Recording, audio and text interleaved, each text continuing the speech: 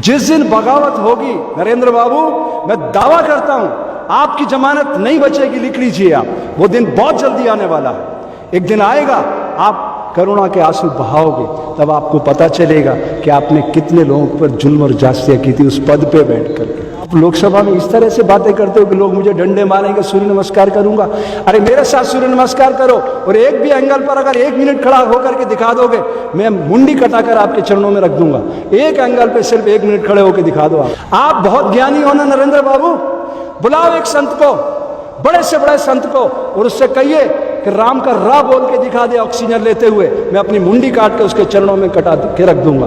अगर आप में हिम्मत है, बुलाओ रामदेव को, रविशंकर को, ये तमाशा बंद करो।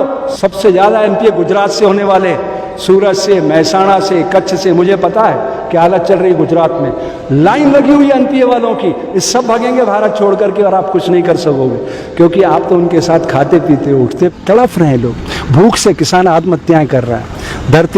धरती का कोख चीर का फसलें उपजाने वाला किसान भूखा मर रहा है। एमएसपी नहीं बना सके उसकी आप अभी तक। आप बातें करते थे कांग्रेस ने ये किया, मैं 100 दिन में ये कर दूंगा, काला धन लाऊंगा। अरे 6 साल हो गए नरेंद्र भाई, कब तक चलेगा ये ड्रामा कितने दिन का है? थोड़ा इंसानियत पैदा करो अपने अंदर।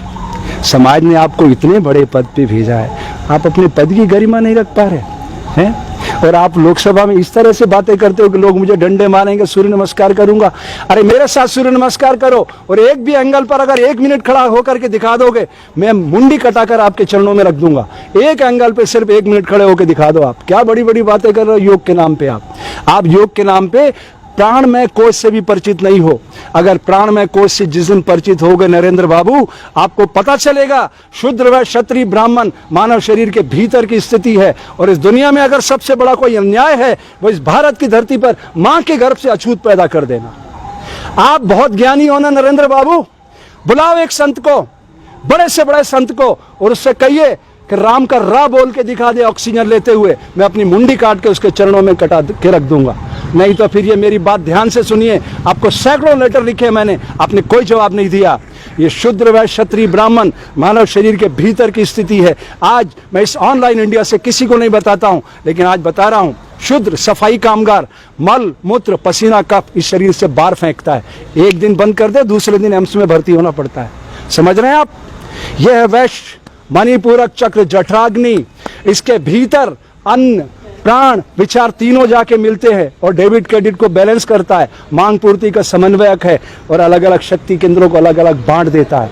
और ये क्षत्रिय हार्ट, ये सैनिक, ये हार्ट 1 सेकंड ट्रिप मार जाए तो कौन नरेंद्र, कौन अमित, कौन हर्षानंद, समझिए आप, ये है हार्ट, ये सैनिक है। ये सामाजिक व्यवस्था के सैनिक नहीं है, यह सैनिक है। और ये ज्ञानेंद्रिय ब्राह्मण है, ये शरीर को सेवक के रूप में इस्तेमाल करती है।